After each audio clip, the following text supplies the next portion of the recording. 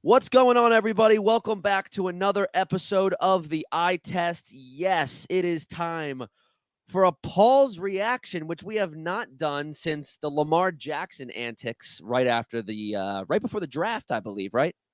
Yeah. And then come draft day, he signed that big extension. So I was very happy. Today, we're going to be reacting to a couple other things, mainly just one big thing that Paul has been seeing in multiple mock drafts that he's been getting ready for the redraft season. As it is July 1st, we're getting super, super close to draft season, but everyone is starting to open up their fantasy apps and starting their mock drafts, getting ready, preparation, and people are very stressed right now. They're seeing all these wild rankings, and Paul has found a gem in the later rounds, and Paul's going to just give us his true feelings about this. You're probably reading it on the ticker below, so I don't know why I was teasing it so hard when you could just read. This is a newer feature for us. We're getting used to it. But before Paul reacts to Brandin Cooks' ADP, don't forget to subscribe to us on YouTube. Listen, guys, it only takes a couple seconds. It will mean the world to us for you to press that subscribe button, that like button. Go ahead and comment if you agree with Paul's reaction here. To all of our friends listening to us on Spotify and Apple Podcasts, we would really appreciate a review, and you can also follow along with us. Again, this stuff only takes 10 seconds, and it would mean the world to us. We would really appreciate it. I'm going to pass this on over to Paul over here. Paul, what is your reaction to Brandin Cooks' ADP? Yeah. So, John, I, like many others, dove into a little mock draft today just to see where the chips are falling and what's going on here. And one name really stood out to me in particular, and it is none other than Brandin Cooks. So the first thing that really stuck out to me is I don't know if you know how old he is, but how old do you think he is? Granted, he's been in the league since 2015. Okay.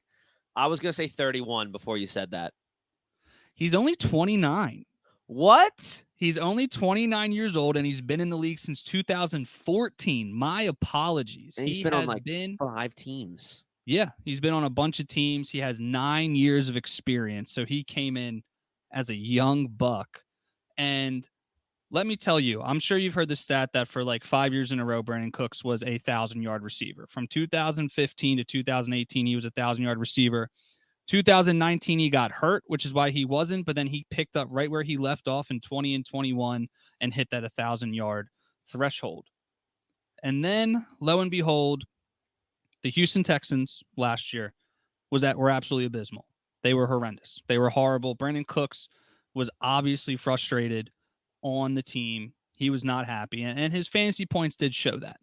But I think now he is falling so under the radar because of last year and because he's been in the league for so long and all these things. But like I said, he is only 29 years old. He's being drafted as the wide receiver 45. There are 44 other wide receivers being taken above him. Some of them the likes of Gabe Davis, Juju Smith-Schuster, Treylon Burks with Will Levis throwing him the football? I don't think so. And those are just 3 to name a few, where Brandin Cooks, I think, is obviously a better pedigree, a better wide receiver. And now he goes to Dallas we've seen an explosive offense at times. I know people have their qualms about Dak, but this offense can move the ball up and down the field. And Cooks will slide in immediately as the wide receiver 2, that veteran presence. He's only going to help CeeDee Lamb, and CeeDee Lamb is only going to help him. And with Dak Prescott and with this Cowboys offense, no more Zeke. There's no more of this. We're paying Zeke. We got to feed him the rock. It is going to be, I think, an unleashed offense. And Brandin Cooks is a veteran guy. Mike McCarthy likes veteran receivers. So I think he's going to draw up a lot of plays for Brandin Cooks. And I very much think that in the 9th round, you get a wide receiver with this pedigree. I mean, when you're drafting people in the 9th round, that's your bench stash. Like, you're drafting people for your bench. You're not looking to start this guy. So to have the wide receiver 2 who has proven every year he's been healthy, besides last year, he's been a 1,000-yard receiver. I mean, it just doesn't, what more can you ask for? He's constantly getting over 110 targets a year. He's catching a lot of those balls, and now he has arguably the best quarterback he's had since Brady, since 2017. He was on the Rams with Goff, and then he went to Houston in 2020 with whoever they were rolling out, Davis Mills, Brian Hoyer, whoever that was. But now he gets Dak Prescott. He gets a Cowboys offense. He's the wide receiver 2.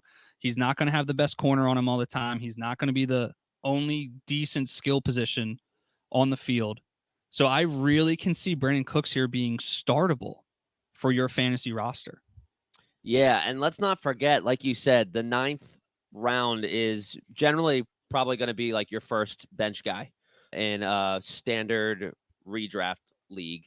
And you're really looking for those guys that are on teams with good quarterbacks and teams that score a lot of points. And the Cowboys do that.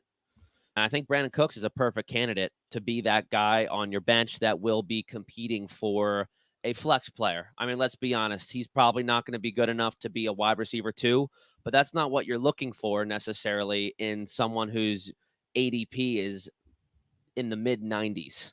Yeah. And then also listen to this. I totally forgot to bring this up. So in Brandin Cooks, minus his rookie season and take out 2019 where he was hurt, and he actually spent some time off the field last year too.